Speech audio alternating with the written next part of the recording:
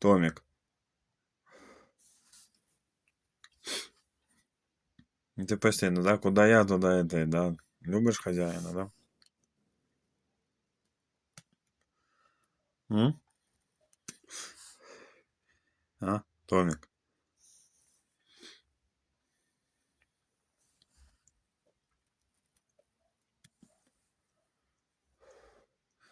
Покупать тебе що, Лід? Будеш купатися, Том?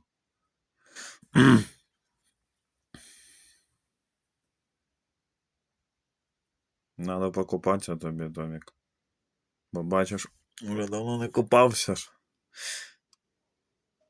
Не любиш купатися, але надо.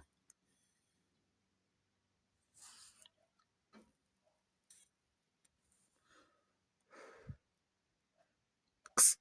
Том, ти все на бокову вже?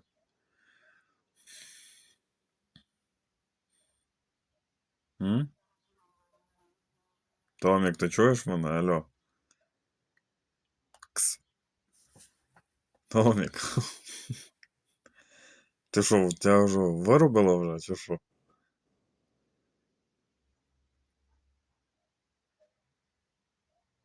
Ти спать вже, да, Том? Ну, добре, якщо ліг спать, давай спи. Покажем людям, як, що ти тут, чим ти тут займаєшся. Давай спи.